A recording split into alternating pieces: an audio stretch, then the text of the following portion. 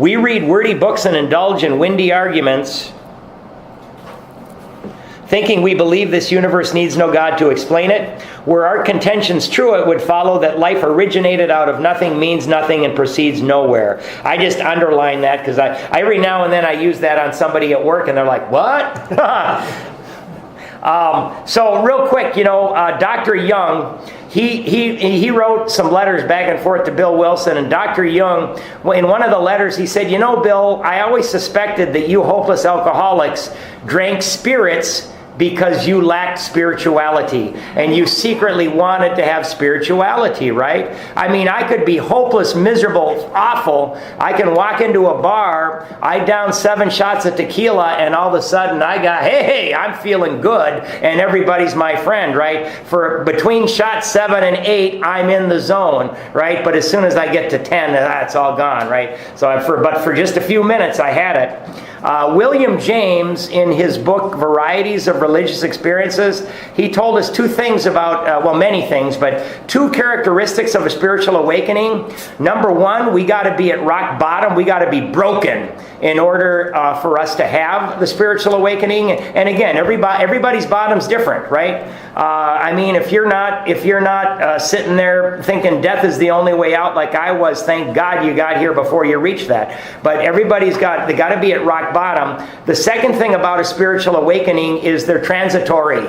They don't last. They frickin' go away. That's why somebody they do the steps, they have this wonderful awakening, right? But you know what? They stop doing these things on a daily basis. The next thing you know, they're either drunk or maybe 10 years sober, and they put a bullet in their head. So spiritual awakenings, they're temporary.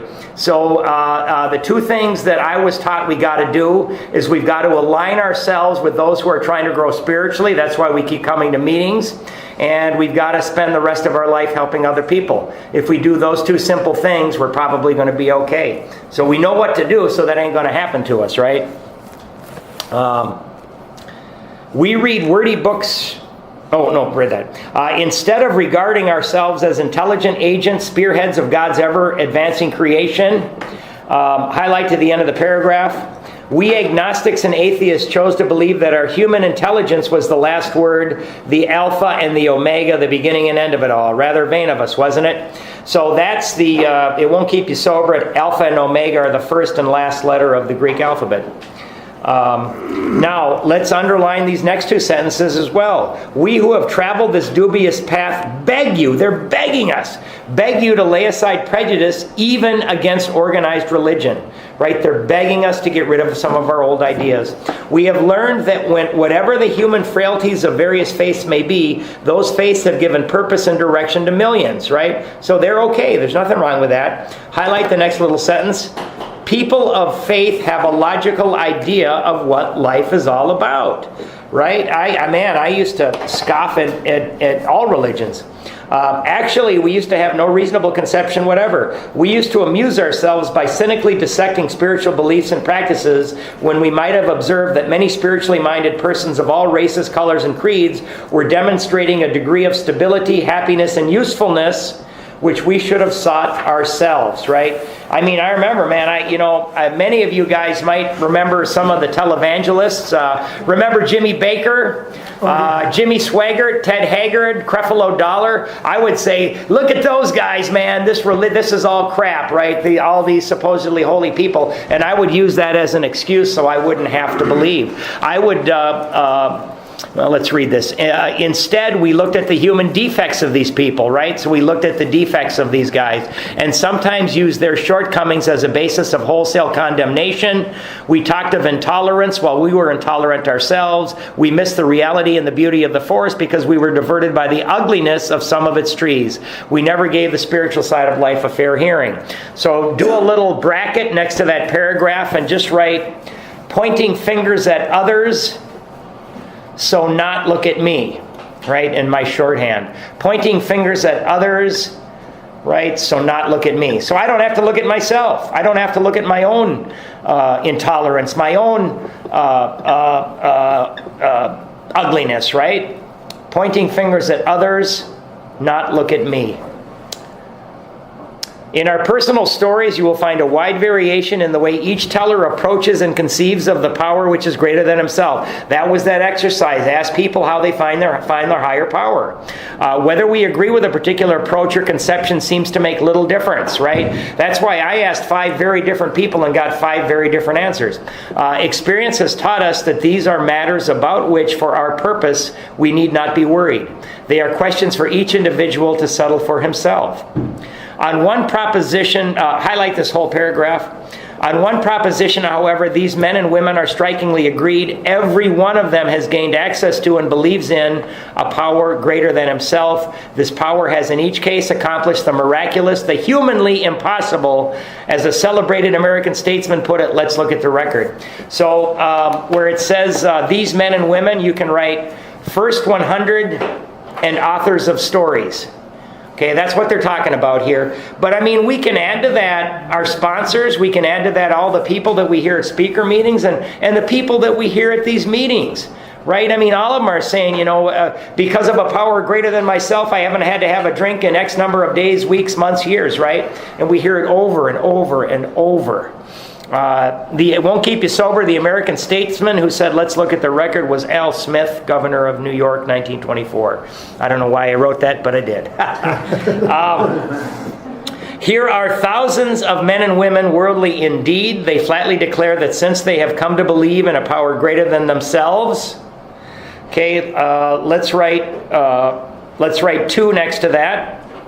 Since they have come to believe in a power greater than themselves, write 2. To take a certain attitude toward that power, write 3 next to that. And to do certain simple things, we're going to write next to that, we're going to write 4 through 9. 4 through 9. These are the steps, obviously. There has been a revolutionary change in their way of living and thinking. In the face of collapse and despair, in the face of the total failure of their human resources, I tried everything, right, that I could think of to get out of the mess I was in, and everything I tried failed. They found that a new power, peace, happiness, and sense of direction flowed into them. Right next to that, just write the word promise again. They're giving us another promise here. This happened soon after they wholeheartedly, underline, met a few simple requirements. So under that you can write the steps, and let's write the word mandatory, right? It's, in next week we're going to read about a suggested program of recovery, but doggone it, right here it says requirements. That's telling us that we had better do it or we're not going to get it. So mandatory, and they're talking to the few requirements are the steps. Once confused and baffled by the seeming futility of existence, they show the underlying reasons why they were making heavy going of life. Highlight the next 3 lines. Leaving aside the drink question, they tell why living was so unsatisfactory. They show how the change came over them. So we highlighted that. So under that whole sentence, they show how the change came over them. Draw a line across the whole page. Draw a line across the whole page. Above the line, we're going to write no more war stories. Above the line, we're going to write no more war stories. And then underneath that line, we got it across the whole page because this is a turning point. On one side, we're going to write, going down, just write how to live with an arrow going down. I got how to live, arrow, how to live going down. And on the other side, I've got how to find higher power with the arrow going on. So now they're going to tell us what in the devil are we going to do to get the hell out of this mess that's killing us. Right? So on one side, how to live. On the other side, how to find higher power. Right? Leaving aside the drink question. They hammered us with step 1, man. We should be convinced right now that we are powerless, man. Can't drink, can't quit. We should know that. We should know that now. When many hundreds of people are able to say, highlight the next 3 lines, that the consciousness of the presence of God is today the most important fact of their lives, they present a powerful reason why one should have faith. right? Now, when I read that today at 6 years sober, I still bristle a little bit to this day, doggone it. But when I really think about it, you know, what's the first thing I think about? I've trained myself in the morning when I wake up. The first thing I try to say is, God, please come into my life today, right? I read my meditations, and when my world is going to chaos on all sides of me, who do I ask for help? God, I'm spiritually unfit. So even though I still bristle a bit, by God, that's true for me. This world of ours has made more material progress in the last century than in all the millenniums which went before. Almost everyone knows the reason. Students of ancient history tell us that the intellect of men in those days was equal to the best of today. That simply means intellect is the capacity to learn. Yet in ancient times, material progress was painfully slow. The spirit of modern scientific inquiry, research, and invention was almost unknown. In the realm of the material, underline the next two lines. In the realm of the material, men's minds were fettered by superstition, tradition, and all sorts of fixed ideas. Okay, so they're drawing an allusion to our ideas about this God thing. Some of the contemporaries of Columbus, circle Columbus, thought a round earth preposterous. Others came near putting Galileo to death for his astronomical heresies. All right, man, so you get my Columbus story now. And again, the Columbus story, I did steal this from Joe and Charlie, and I love it. This is what really helped me. It helped me to grasp this whole concept, right? So Columbus was one of the greatest examples of what you can do with belief when you change your belief, right?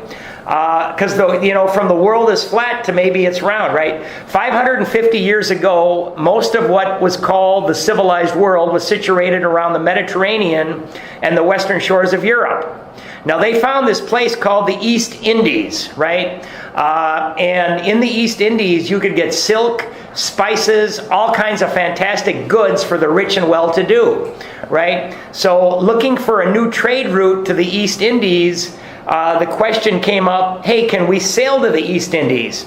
And they'd say, no, of course you can't sail them, you idiot. You've got to go to the northeast end of the Mediterranean Sea. Then you go by horseback, by camelback, or you walk. You take a caravan, you get there, and then you caravan back, and it takes years. That's the only way you can get there. And then somebody said, well, wait a minute, how about if we sailed there? And they said, no, you can't sail there. If you try to sail there, you're going to go off the edge of the world, and you're going to die, right? So we assumed that maybe somebody sailed off and they never came back. So all of a sudden, here comes Columbus, right? Here comes Columbus. And we think that Columbus must have been an alcoholic. He's got to have been an alcoholic. Because if you believe differently at that time from the conventional wisdom and you express that belief, you got to be one tough son of a bitch. So Columbus says, I believe the world is round. Right now, you say that, guess what they're going to do? They're going to burn you at the stake. They're going to hang you from the gallows. They're going to get a big axe and they're going to chop your head off, right? If you believe differently. Now, we know he's an alcoholic because he made one of the most drunk statements ever. He said, I believe we can get east by sailing west. Right? What a drunk, what? Other things that tell us Columbus was an alcoholic. When he left, he didn't know where he was going. When he got there, he didn't know where he was. When he got back, he didn't know where he'd been. Right? But what really makes Columbus an alcoholic is a woman financed the whole trip for him. Right? And she did it twice. So this is a formula that the world has always known that you've got to do to change anything. These steps, this is a formula people have been using ever since we came upon problems that we wanted to solve. So the first thing is, you got to be willing to do so. Right? You got to be willing to do so. Circumstances make us willing. Columbus wanted a new trade route. Right? The alcoholic is miserable, desperate, hopeless, jail, divorce, homeless, or death. Right? Circumstances make us willing. Second, you got to believe you can do so. Right? Columbus said, I think the world's round. I think I can get east by going west. Right? But when he believes that, he's still standing on the shore. Me, I saw other people who were just like me that are getting better, right? The next thing we got to do is we got to make a decision. So we got to say, you know what, man? I'm going to make a decision and I'm going to find out. Now, when Columbus made the decision, it still did him no good because he's still standing on the shore, right? I make the decision. I haven't had any personality change yet. I have just decided that I'm going to start to do something. And then lastly, right, we start taking the actions necessary to find out or to effect change. So Columbus went to the King of Portugal, and the King of Portugal said, I ain't giving you any money. You're going to sail off the edge of the world. I'll lose my investment. He went to the Queen of Spain. The Queen of Spain gave him money. He got ships, he got provisions, he got men, and he left, right? He left. He started sailing east to get west. Now, we don't know this for sure, but historians believe that Columbus must have had a special sailor on the bow of the ship, of the lead ship. And Columbus said, I think the world is round, but if you do see the edge of it, you start yelling as loud as you can so we can get turned around before we go over the edge of it, right? So Columbus sailed straight west for several days, weeks, and he got results. He found land.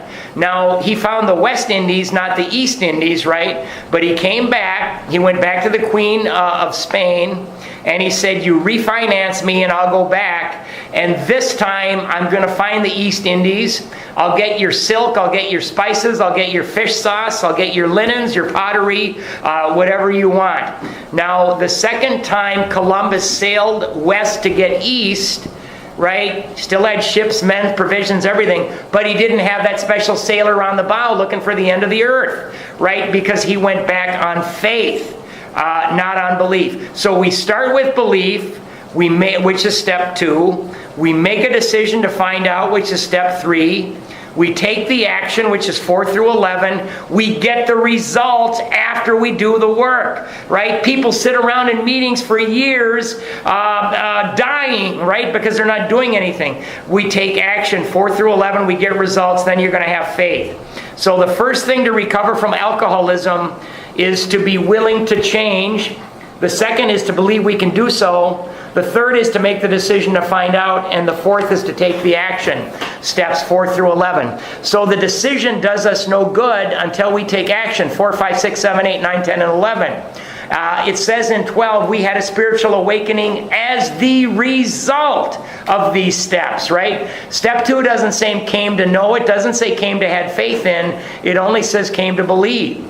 Now, me personally, I no longer believe God will restore me to sanity. I know He will because He did it. He did it, man. I was suicidal. I was dying. He did it. So we have faith. Once we get faith, we go to the newcomer. We help the newcomer to believe. We help him to make a decision. We take him by the hand. We walk him through the action steps. We're going to do that in code blue, 4 through 11. They do the work. They get the results. They have the awakening. Then they go to the newcomer. The only thing we can't do for the newcomer is we cannot make the newcomer willing. We can't do that, man. That's a job they got to do themselves. And the only way that they do it is by drinking lots of whiskey, by ending up in jail, by being jobless, by getting divorced, by being hopeless, by thinking of suicide. I wish I had a little syringe that had 500 cc's of willingness and I could inject it in everybody's butt. But I can't. That's something they got to do themselves. People say, I've been working on step 1 in AA for the last year. No, you don't work in step 1 in here. You work in step 1 out there, right? Now, people say that you better not sponsor anybody till you've been sober a year. I say that's BS. Abby went to Bill with 2 months sober. Bill went to Dr. Bob with 6 months. Dr. Bob went to Bill Dotson with 10 days.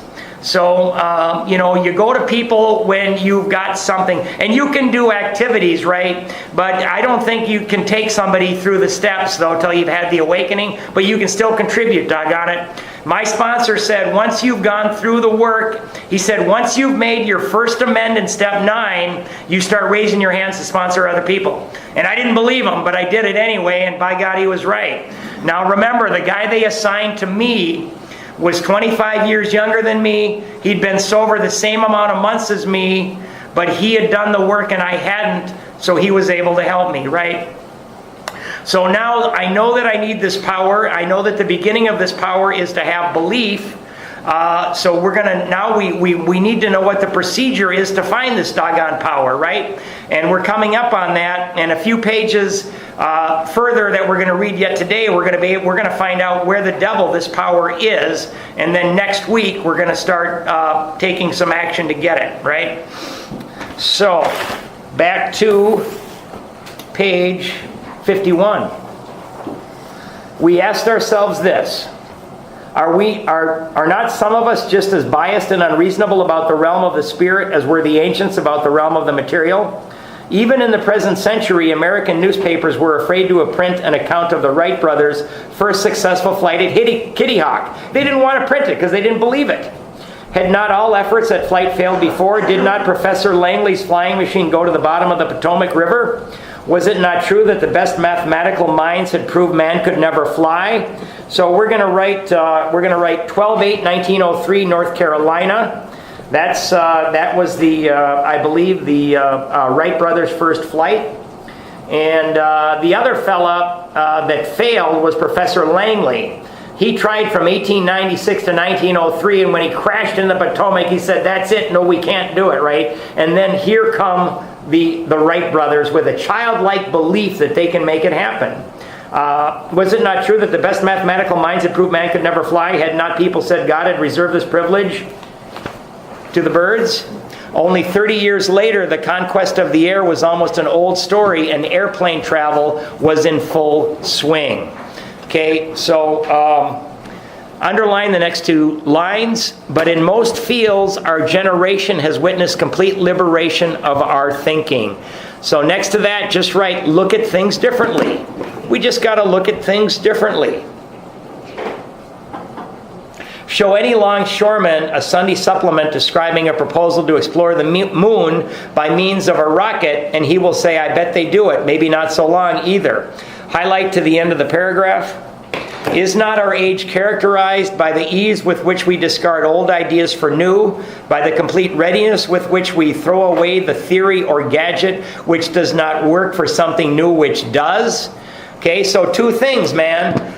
You don't need to write this, but remember the Russians sent Sputnik up in the 50s? We saw that and we got the hell scared out of us, right? So we started our space program. May 25th, 1961, Kennedy gave his famous speech and he said, Dad, burn it, we're going to get to the moon by the end of the decade. Kennedy believed we could do it, and July 20th, 1969, 30 years after this book came out, we landed a man on the moon. Can you believe that? Look at Apple with the iPhone coming out, right? What a complete different world it is now. And with which we throw away the theory or gadget what does not work. People got to have a new iPhone, somebody every 6 months, right? Because they want the latest stuff. So that's what they're asking us to do with our God ideas, right? Let's try something new here. So I'm going to let you guys highlight the whole next paragraph because I'm going to read it slow. The whole next paragraph, and next to that paragraph, write anti-promises, right? And we're gonna number them. So highlight the whole next paragraph. On the left, write anti-promises. And on the right, write, ask sponsee, does he feel like this? Write that on the right, if you can squeeze it in. So anti-promises on one side. On the other side, next to what we haven't read it yet, ask sponsee, does he feel like this? And ask yourselves too. Okay, so we're going to number the anti-promises 1 through 8. We had to ask ourselves why we shouldn't apply to our human problems the same readiness to change our point of view. Okay, put a 1 in front of we. We were having trouble with personal relationships. I think we can all relate to that one. Put a 2 in front of we. We couldn't control our emotional natures. I mean, I got to tell you guys, that was even worse for me when I sobered up at work. I mean, I thought I was going to get fired. Put a 3 in front of we. We were a prey to misery and depression. Man, thinking suicide's the only way out? Put a 4 in front of we. We couldn't make a living. Right? At the end, I finally lost my job. Put a 5 in front of we. We had a feeling of uselessness. I was worthless. I thought I was worthless. Put a 6 in front of we. We were full of fear.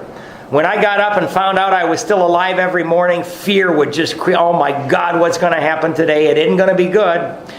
Put a 7 in front of we. We were unhappy. Miserable we were, right? And then put an 8 in front of we again. We couldn't seem to be of real help to other people. I couldn't even help myself, let alone other people, right? So we got the 8 anti-promises. Was not a basic solution of these bedevilments, circle the word bedevilments, that's what they call them, more important than whether we should see newsreels of lunar flight? Of course it was. So I'm looking at my bedevilments, and you know what, man? All of those are true in my life. Maybe I'm going to take my sponsor's advice and be willing to believe that maybe there is something, doggone it. Highlight the next 4 lines. When we saw others solve their problems by a simple reliance upon the spirit of the universe, another word for God, we had to stop doubting the power of God. Our ideas did not work, but the God idea did. Okay, so after God idea did, write solution. When you hear people at meetings talk about, and I went to meetings for 20 years and I never did any work, and I always would hear people talk about the solution, and I had not the foggiest notion what they were talking about. Very slow learner. So off to the left, we're going to write Spirit of Hope message at meetings. That's what we want to give people. Spirit of Hope message at meetings. And you know what, man? Even if we're having a bad day, maybe, we just lost a big deal at work and things are not good, right? But we're sober, doggone it, and we're not thinking of killing ourselves. We want to give people a Spirit of Hope message at meetings, right? We got that newcomer. I want that newcomer to come back, right? And he's going to come back if we give him hope. Right? And I'm not saying we're not going to have trials and low spots. We are, right? But we, even if we're having one of those days, I still want to give that spirit of hope to the newcomer. The Wright brothers' almost childish faith that they could build a machine which would fly was the mainspring of their accomplishment. Without that, nothing could have happened. Highlight the next sentence. We agnostics and atheists were sticking to the idea that self-sufficiency would solve our problems. Man, I know that if I just go to yoga, mineral water, different job, different apartment, different girlfriend, I'm going to find the solution, right? But no. At the bottom of the page, let's write, my way of doing things kept me stuck. / self-reliance. My way of doing things kept me stuck. / self-reliance. Now, I'm not talking about the self-reliance, hey, we're gonna change the tire, we're gonna do things. I mean, there's good, but when we're trying to use that to quit drinking, it's not gonna work. And to have a new life certainly won't work. When others showed us that God's sufficiency worked with them, we began to feel like those who had insisted the Wrights would never fly. At the top of the page, we're going to write, people need to go through the insanity of over and over and over. That's unfortunate, but it's true. People need to go through the insanity of over and over and over.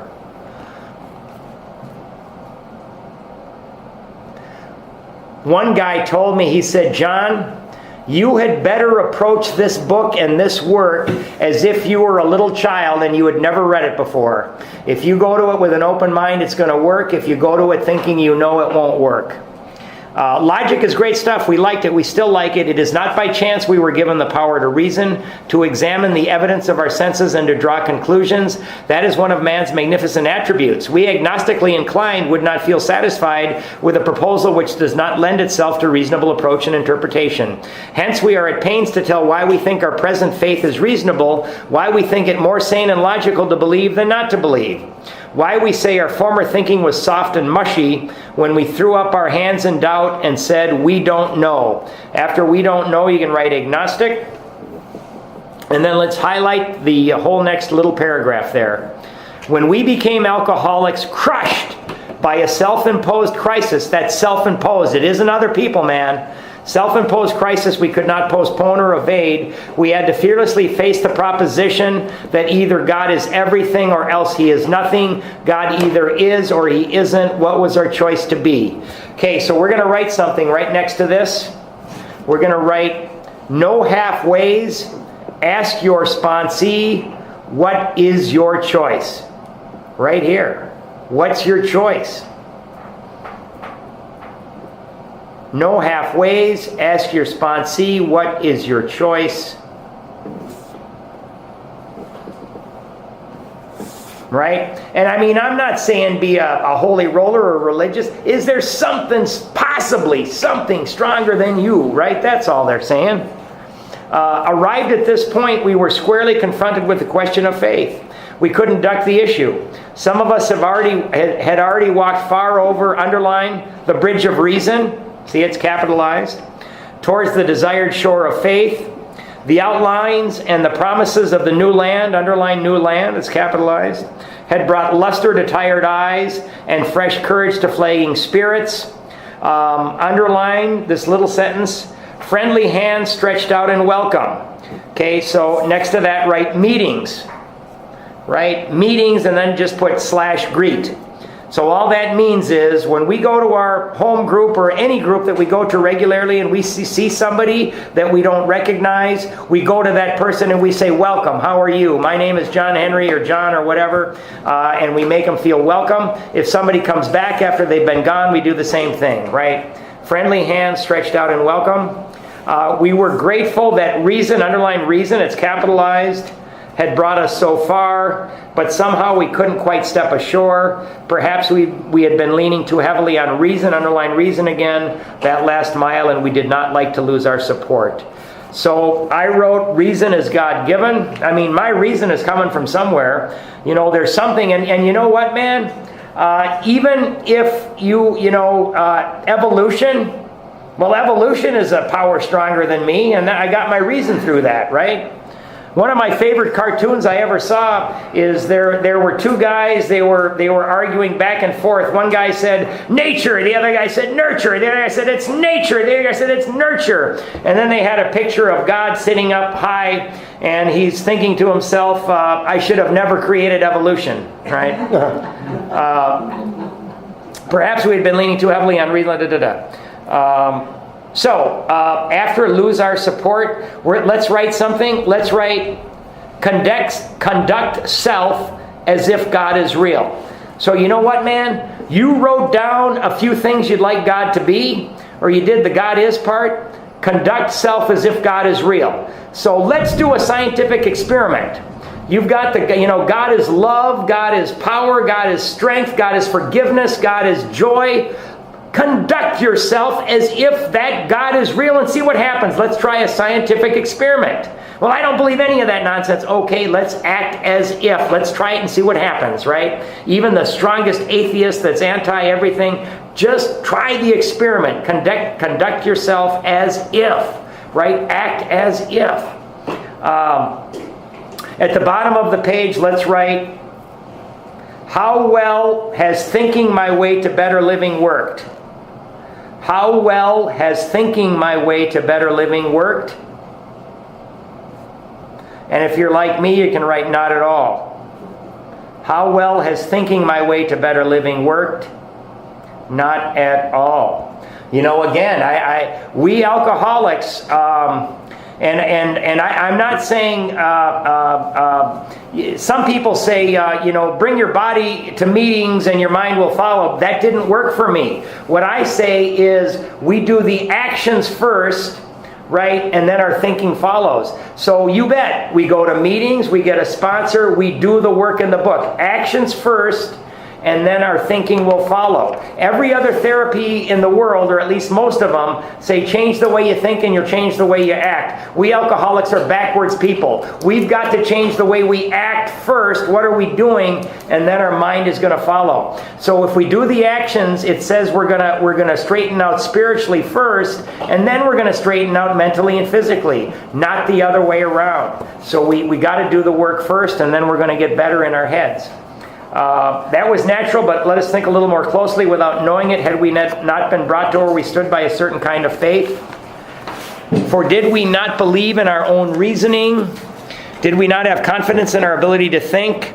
What was that but a sort of faith? Yes, we had been faithful, abjectly faithful to the God of reason. Again, capitalized. So in one way or another, we discovered that faith had been involved all the time. We found, too, that we had been worshipers. What a state of mental gooseflesh that used to bring.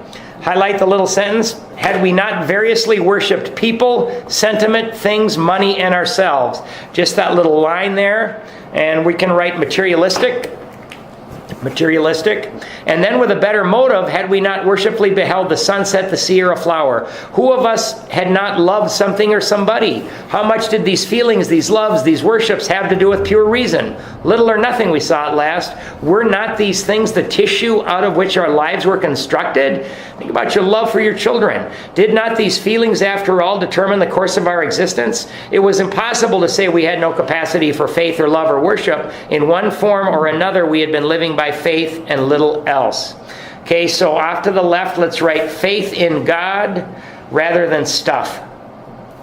Faith in God rather than stuff.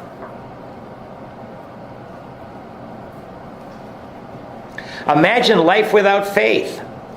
Were nothing left but pure reason, it wouldn't be life. But we believed in life, of course we did. We could not prove life in the sense that you can prove a straight line is the shortest distance between 2 points, yet there it was. Could we still say the whole thing was nothing but a mass of electrons created out of nothing, meaning nothing, whirling onto a destiny of nothingness? I also use that one on the guys at work. Of course we couldn't. The electrons themselves seem more intelligent than that, at least so the chemist said. Hence, we saw that reason isn't everything, neither is reason, as most of us use it, entirely dependable. Though it emanate from our best minds, what about the people who proved that man could never fly? Yet we had been seeing another kind of flight, a spiritual liberation from this world, people who rose above their problems. They said God made these things possible and we only smiled. We had seen spiritual release, but like to tell ourselves it wasn't true. Okay, so let's highlight the let's do the next 5 lines. Actually, we were fooling ourselves. For deep down in every man, woman, and child is the fundamental idea of God. Okay, that's where to find God, right there. So above it, write on the inside, right? And then you also write instructions on where to find God. And let's write what's keeping me alive. What's keeping me alive? Okay.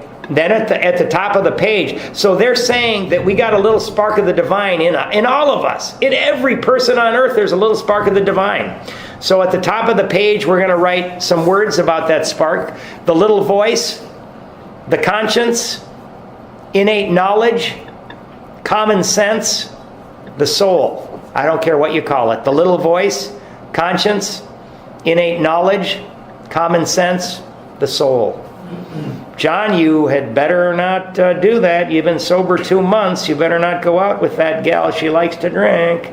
I go out with her anywhere, and then I end up drunk all over again. That's my little voice. It may be obscured by calamity. Above calamity, write noise. By pomp. Above pomp, write ego. By worship of other things. Okay, above that you can write stuff, I guess, stuff.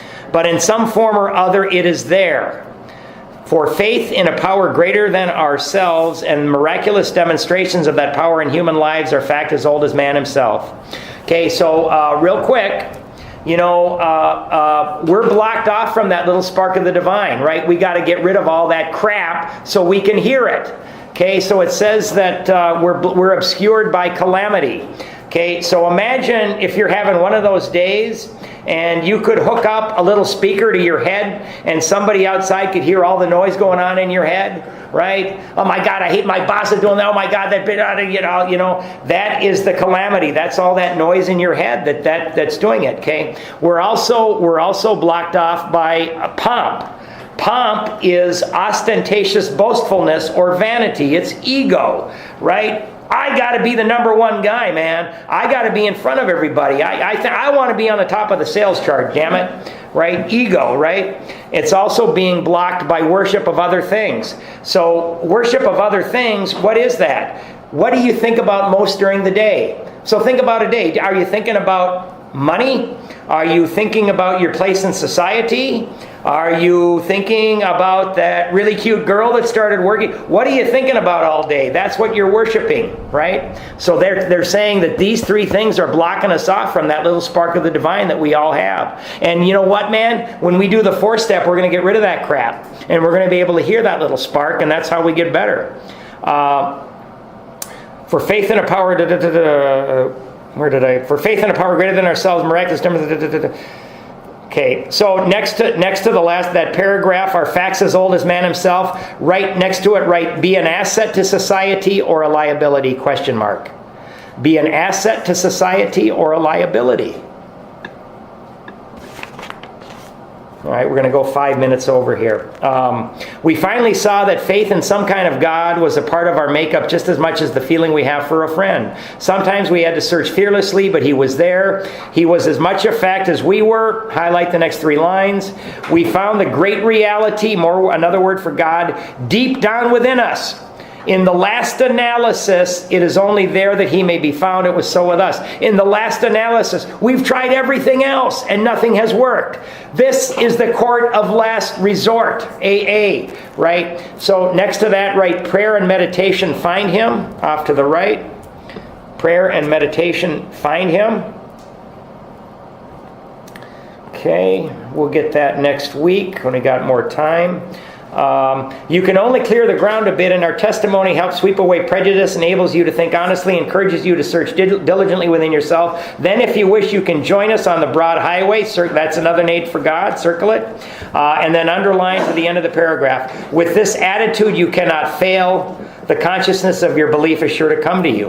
Okay, so right next to that, write seeking equals promises. So seeking equals those promises that we're going to get.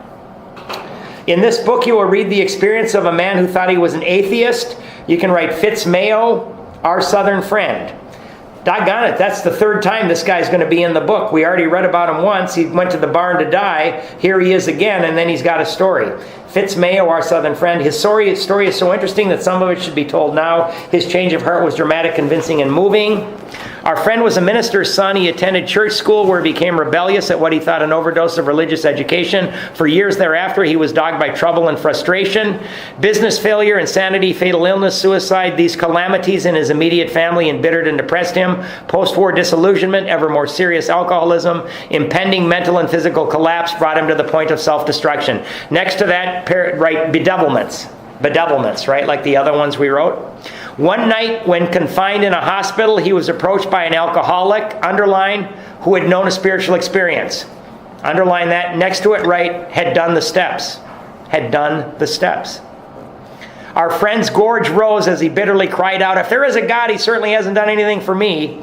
But later, alone in his room, he asked himself this question, is it possible that all the religious people I have known are wrong?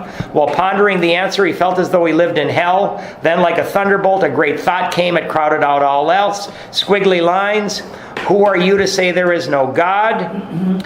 This man recounts that he tumbled out of his bed to his knees. In a few seconds, he was overwhelmed by a conviction of the presence of God. He had the Bill Wilson white light experience. Most of us don't get that. It poured over and through him with the certainty and majesty of a great tide at flood. The barriers he had built through the years were swept away. He stood in the presence, underline, of infinite power and love. It's capitalized. He had stepped from bridge to shore. For the first time, he lived in conscious companionship with his Creator.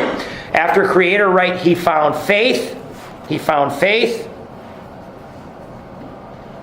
Thus was our friend's cornerstone, circle cornerstone, fixed in place, right? No later vicissitude, so vicissitude is loss of interest, has shaken it, right? Some of us go back to drinking because we got a vicissitude, loss of interest. We stopped going to meetings. We stopped asking God for help. We stopped helping others. His alcoholic problem was taken away that very night years ago. It disappeared. Underline the sentence, save for a few brief moments of temptation, the thought of drink has never returned. Okay, so yeah, man, we're going to have some times of temptation. But next to that, let's write, mental obsession, someday I can drink is gone. Mental obsession, someday I can drink is gone. That's sanity. Almost done. Mental obsession, someday I can drink is gone. That's sanity. And we're going to have temptation, man. I had one about 5 weeks ago, man. I walked by the Golden Nugget, then I walked by that new brewery over here, and I'm walking by the brewery, and I'm thinking, I bet I could go there, have 3 pitchers of beer, I'll probably meet a girl and get laid. Yeah, that's not, of course, all of a sudden I think, oh yeah, well, who's going to show up at the meeting? Who's going to do Code Blue? Who's going to meet the guys on? And I said, that's ridiculous, and I kept walking. What is this but a miracle of... oh, wait a minute. Seemingly he could not drink even if he would. Underline, God had restored his sanity. God has restored his sanity. At such times a great revulsion is riven up in him. And that rose up in me too. God had restored his sanity. What is this but a miracle of healing? Yet its elements are simple. Highlight to the end. Circumstances made him willing to believe. Step 2 next to that. He humbly offered himself to his maker. Step 3 next to that. Then he knew. So we get a little bit of step 3 here too. Even so, God restored us all to our right minds. To this man, the revelation was sudden, but some of us grow into it more slowly. That's the awakening. But he has come to all who have honestly sought, circle the word sought, him. Okay? And next to sought, write action. That's an action, man. We got to seek it. When we drew near to him, he disclosed himself to us. Some people talk about semantics to the word disclosed, but I don't. So let's write, God could and would if he were sought. God could and would if he were sought. We're going to write a few things. Don't deprive people of their bottom. My sponsor was a big advocate. He said, man, you got to let people hit bottom or they're not going to be willing to do the work. So don't deprive people of their bottom. Then get right with God. Must seek him. Seeking is action. Don't deprive people of their bottom, then get right with God. Must seek him. Seeking is an action. We're going to write, you got a little bit of homework. Well, then we'll say the third step prayer and get out of here. So homework, right? 1, reread 567. Or if you have the third edition, it's Appendix 2. So reread 567. You can do that anytime between now and next week. If you haven't done the God is or the God isn't, please do that. Or at least write down some things you'd like God to be. So just put 2, write down some things you'd like God to be. 3, see how you relate to the bedevilments.